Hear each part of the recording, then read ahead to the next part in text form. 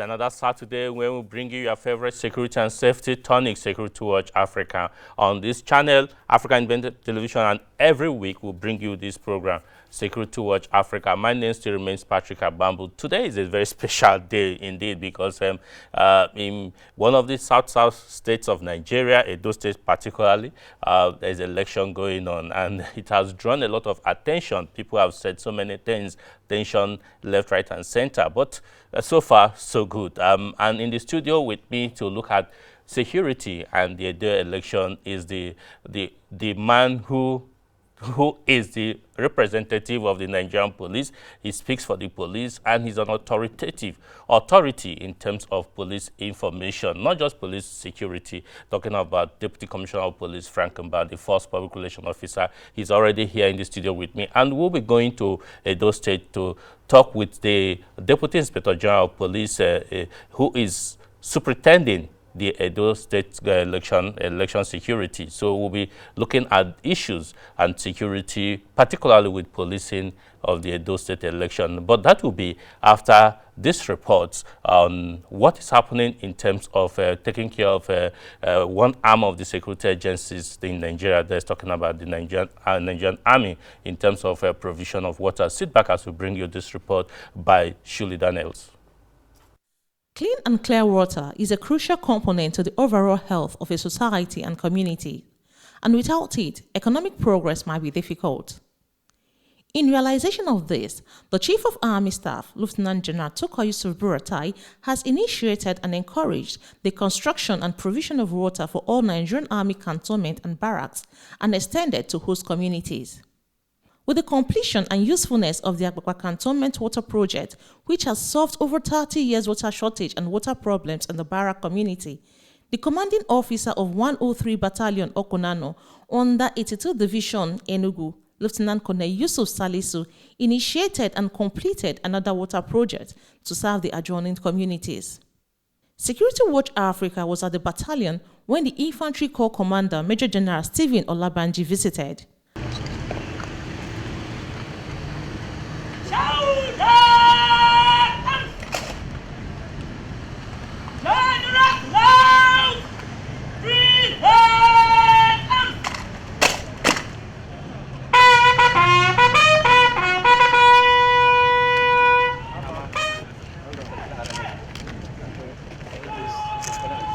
After the visit, the commanding officer spoke on how the project was initiated and executed. Enugu has problem of water, and my barracks is in Enugu. And I have a lot of complaints from my soldiers and their families that every day, soldier and his family has to buy water for domestic use. Well, because of the condition or the nature of this general area, you cannot dig a borehole.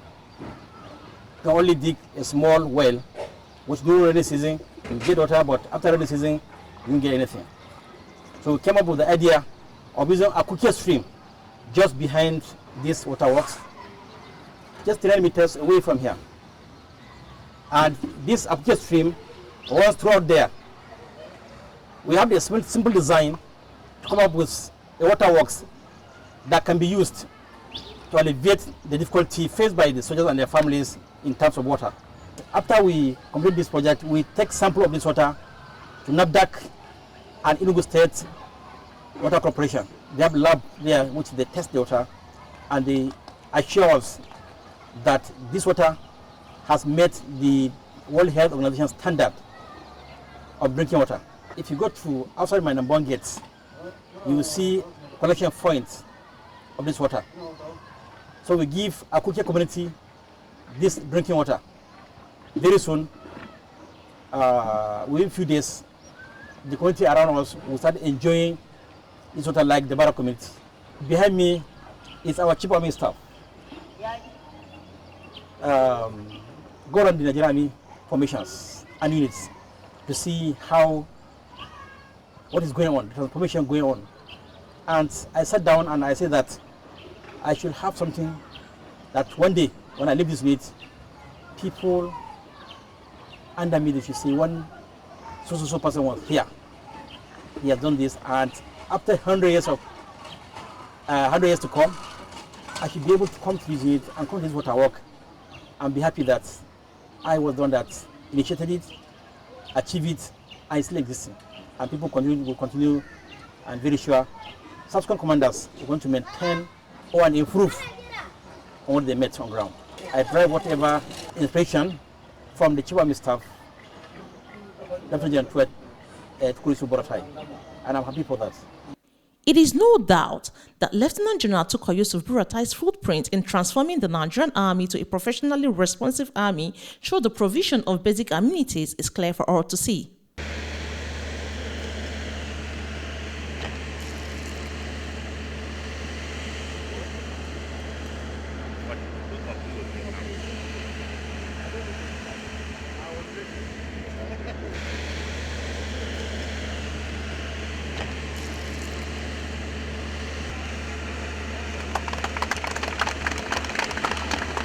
Surely that. Welcome back. Yeah, it's good when leaders provide for their people to work effectively. Yes, quickly, we are here in the studio live looking at the Edo State governorship election and security, with particular interest with policing. Like I said earlier, I already have in the studio with me Deputy Commissioner of Police, Frank Mba, and all on Skype is waiting, standing by in Edo State, Benin City, particularly the Deputy Inspector General of Police, Adeleye Oyebade. But first, let me come to you, Frank. Is it true that police is over-policing the Edo State election? And what is the number of policemen you have in the Edo State election? The Inspector General of Police, IGP Mohammed Abubakar, made it clear that the force is deploying 31,000 officers and men. And I think sometimes people take this out of context. The policing of an electoral process is a highly contested and a highly charged and tensed one, like what we're having in Edo. It's not just about policing the polls or the voting centers. There are so many other spheres, so many other levels that need to be policed. It is a whole ecosystem, it's a whole chain of processes, and if you get one right and you don't get the other one right, you mess up the entire deployment. So we are deploying at the polling centers, we are deploying at the voting centers, we are protecting the RAC centers, we are protecting the local government headquarters of INEC, we are protecting INEC headquarters, we are policing the streets, we are policing the highways, we are policing the waterways, and Edo has a huge waterways with borders, with boundaries with Ondo, boundaries with Delta, and boundaries with Anambra. We need to dominate and effectively take charge of those areas. So in one word, we are not over-policing Edo. We are rightly, adequately, sufficiently, and appropriately policing the space within Edo State. Okay, I'll come back to you. But let's go straight to Edo State, where we'll be talking with the man who has been charged with that responsibility to superintend over all the security arrangement, not only the police, but all other security arrangement. That's talking about the Deputy Inspector General of Police, Oyebade. So it's our pleasure to have you on the program today. You are on ground in Edo State. Can you tell us what is happening in Edo as we speak? Oh, thank you so much. As I speak with you, the progresses being made concerning the election. We have adequate men on ground to dominate, just like the first operations officer have told you, to dominate but not to intimidate. The areas that need to be covered, they are seamless, and that is why we are not taking anything for granted. For now, the process is ongoing. Our men are firmly on ground. We have been receiving situation reports from all the areas that we have deployed our men. The area surveillance have been conducted to be sure that the area space is well covered. The waterline area has been covered. And with what we have on ground, the electorates, they are coming out. And the message is to encourage the electorate to come out and exercise their franchise. Yeah. That is what we're doing. And our men have been told to be professional to the core. That is it. Yeah, I know earlier you in company of the Commissioner of Police and other senior commissioners of police and AIGs that are there had to go around to see what is happening on ground. Will you be reporting any infraction for now, or the people are playing according to the rules? What we have done is to inform everybody to comply with the guidelines. And the guidelines have been well spelled out in my previous broadcast. We have reduced it to even informing members of the public to be our eyes. So the numbers that we can, get to them and they can get to us have been circulated. I can just run through it. And we have been getting, information from them through calls, through WhatsApp, and through SMS messages. And these phone calls and messages that have been coming in have been very helpful because we are getting feedback from outside there. So the mechanism is working and we are monitoring. We have our control room here where we have all the other sister agencies well represented. So these numbers have been circulated and they are giving us information. For calls only, you have 081 5435 2118. For calls, 081 5435 2118. And for people that are there on the field now that have incidents being recorded in their purview there within the perimeter there, they can record and send to our WhatsApp number 081 5435 0436 or 081 5435 0436. So that we can use legal instruments and evidential requirements to ensure we prosecute whenever the need arises. But for now, I want to assure you that we are on top of the game. Our men are on ground. Patrols are ongoing. The area surveillance have been conducted and is still ongoing. The waterline area is being monitored, and our exit and entry points are well covered. And the enforcement of the restriction is being followed to letters. So we are good to go, and we are still monitoring. Okay. Before I let you go, one of the governors that is on ground there actually said that about 300 policemen are surrounded his hotels, saying that he's being held hostage indirectly. Some people have called to question, why will some external governors from other states coming into a state that is having an election, will that be causing some kind of security tension? What is the situation concerning these issues? With regards to police arrangements, with regards to police protection of lives and property, we don't regard anybody as a sacred cow. And the law is no respecter of anybody.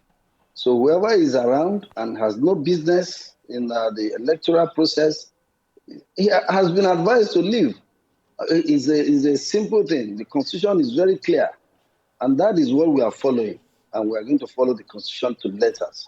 We have already said it loud and clear that we are going to withdraw even our own security aids attached to VIPs. We are leading by example. And the law is just for everybody to respect. And that's the law we are following. But for now, there is no threat, and we are monitoring closely. Because we are in synergy with other sister agencies, we are in collaboration with them, and we are going to use all within the law to make this Edo election free, fair, credible, and that we can make as a reference point. Thank you so much. Thank you for your time. We really appreciate you. Thank you, and we wish you success in that election. Thank you so much. I appreciate it. All right. Still with me in the studio here is Deputy Commissioner of Police Frank Ambadi, Force Public Relations Officer. Yes, you had him there. But let me take you on this. Sometimes people say that security agencies, not only police but other security agencies, seems to be biased in their acts. Is there likelihood for bias disposition by these security agencies? Patrick, the truth here is that politicians will always be politicians. And politicians can actually make mountains out of a molehill. They can create a storm out of a teacup. And that's what they do. That's their trade. But for us as law enforcement agents, we are professionals, I'm trained to be a professional cop. When I relate with people, I don't look at their background, I don't look at their ethnicity, I don't look at their religion, and I don't look at their political leaning.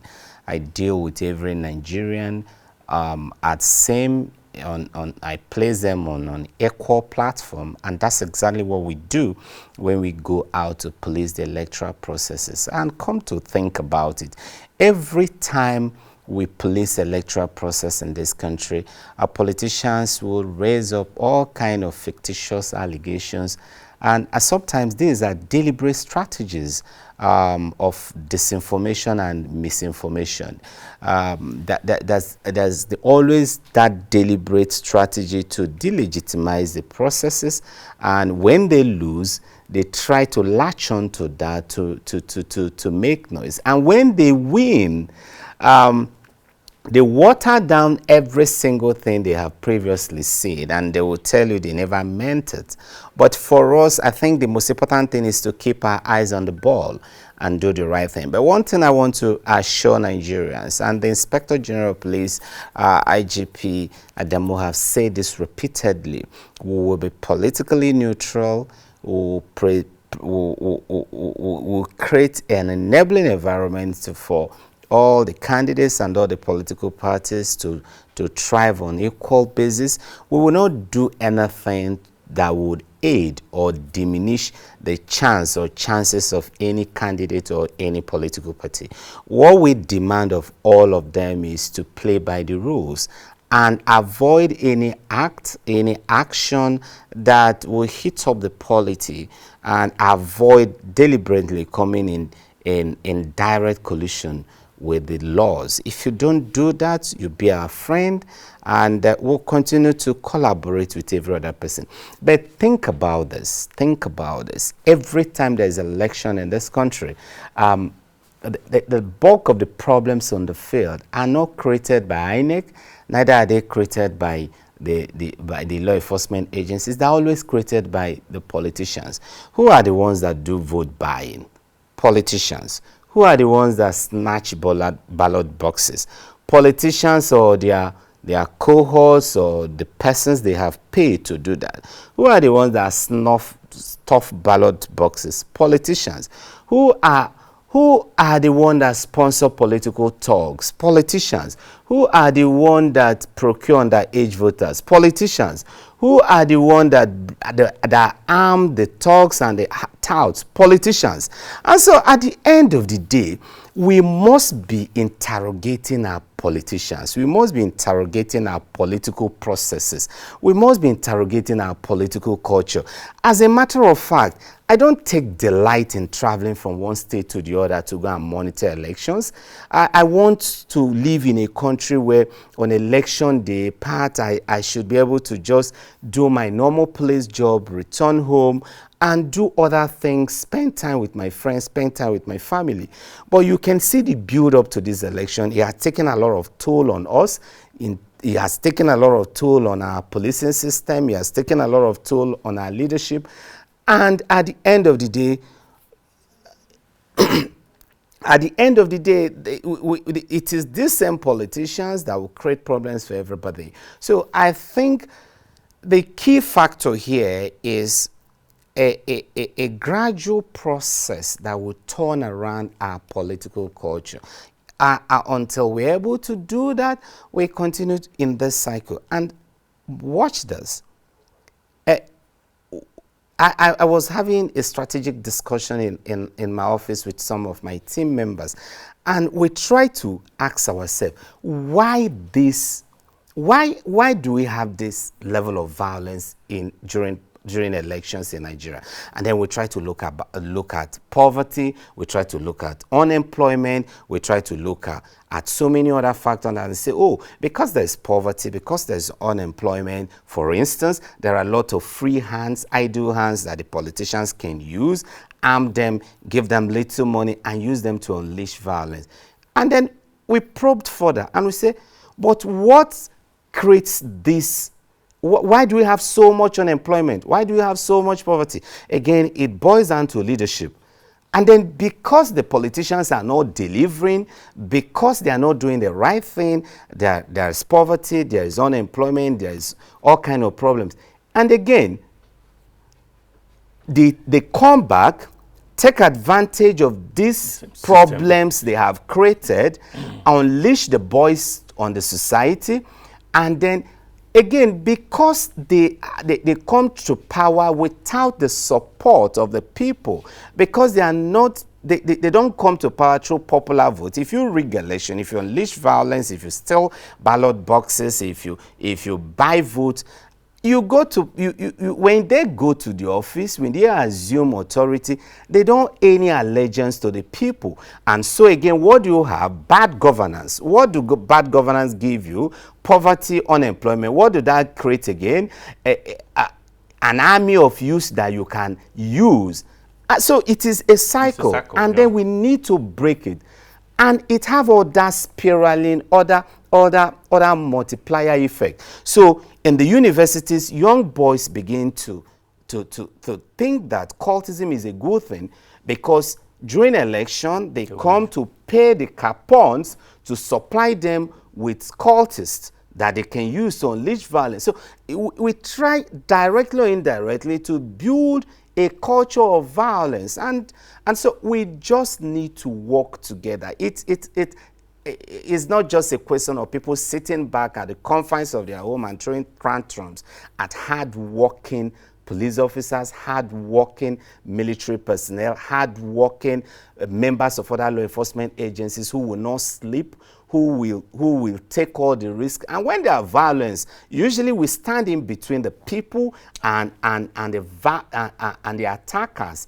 And then at the end of the day, we take a good deal of the hits. And that's why in this country we've lost personnel during elections. It shouldn't be so.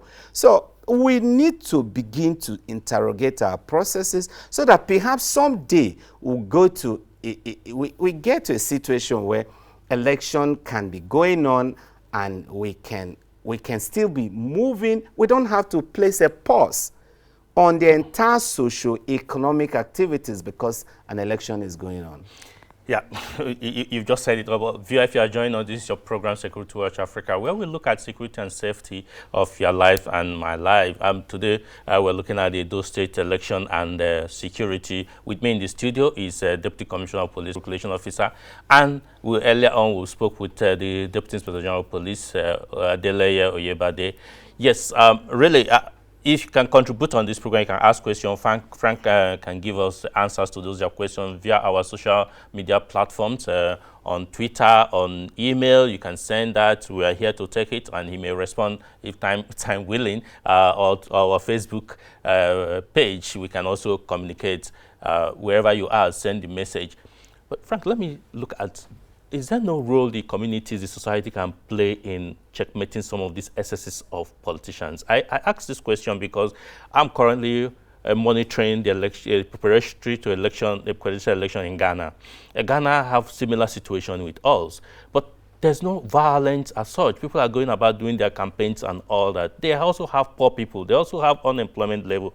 But it seems that the community there who reject or refuse politicians who come to recruit them for this kind of act. What role do you think the community or the society can play in this?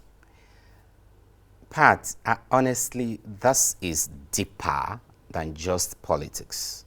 What you see is a spillover of so many other socio-economic factors. Let's look at our attitude to wealth in this country, for example. Because in this country, people don't care how you make money. All they do is celebrate your wealth. There is also that culture of making money at all costs. We live in a country where a young man leaves the village or leaves his neighborhood, returns, maybe he travels to Malaysia or to South Africa or to Ghana or to Cameroon or even to Abuja. He returns in 2 years' time and he buys a house worth 100 and something million. He announces his presence with a J-Wag. or any of the expensive machines out there, and everybody begin to celebrate him. The mothers begin to sing for him. The fathers begin to say what a worthy son he is. The babes begin to celebrate him. And the traditional rulers begin to court him. And before you know, they've bestowed one powerful title on him. So, this is what you are also seeing. This culture is also influencing our politics. Okay. So, during elections like this, unlike some other parts of the world, people see electioneering period as a period to make quick money. So everybody is rushing to a door from all parts of the country. Some are coming to dispense cash, and some are coming because they want to benefit from the distribution of cash. And so these are part of the problem. things. All right. And people will do anything, practically anything, to have a bite. Really, time is not our friend here. We are getting signal to leave because we have to continue with Edo studio, election studio. So I must thank you for being with our guest here. Though time is not enough, but I think we'll continue with this dialogue because it's very, very important. Thank you, Patrick. Thank you very much. Yeah, until we'll come your way again this week, I'll say thank you for staying tuned to this program. Still remain tuned because we are continuing with the Edo election studio. Bye for now.